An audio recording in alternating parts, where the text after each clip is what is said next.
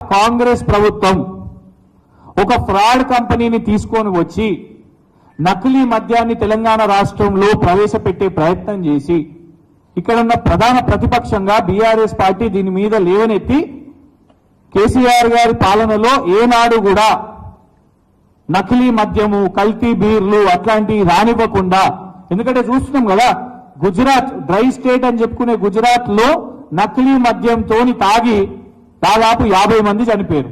Media report చేసింది, వాస్తవం కాదా? ఇదే కంపెనీ మధ్యప్రదేశ్ లో మురేనా అనే జిల్లాలో 25 మంది చనిపోయారు. ఆ తర్వాత అక్కడ సిట్ దర్యాప్తు చేసి ఈ కంపెనీ యొక్క ట్యాంకులను అవన్నిటినీ జప్తు చేశారు.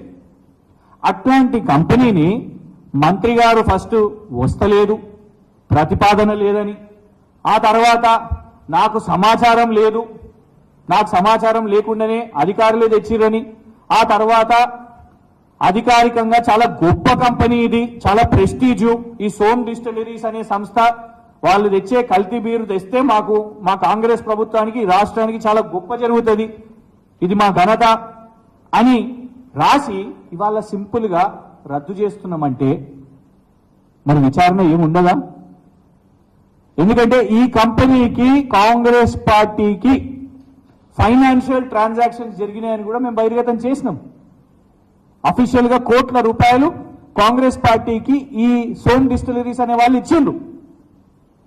ఇండియా టుడే లాంటి సంస్థ కూడా సోమ్ డిస్టిలరీస్ కి దిగ్విజయ్ సింగ్ గారికి సంబంధం ఉంది అని కూడా ఎప్పటి నుంచో దశాబ్దాల నుంచి ఆర్టికల్స్ ఉన్నాయి.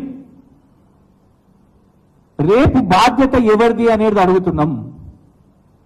మంత్రి గారు ఒక పాలసీ లేదని చెప్పి మీడియాను బెదిరించి మళ్ళా లేదు పాలసీ తీసుకున్నాం ఇచ్చినామని చెప్పి అప్రూవల్స్ ఇచ్చినామని చెప్పి మళ్ళా తర్వాత క్యాన్సిల్ ఇవాళ చేసుకుంటే ఇందుకే ఇట్లాంటి యూటర్న్లు చేస్తున్నారు కాబట్టి దీన్ని తుగ్లక్ పాలన అని అంటున్నాం.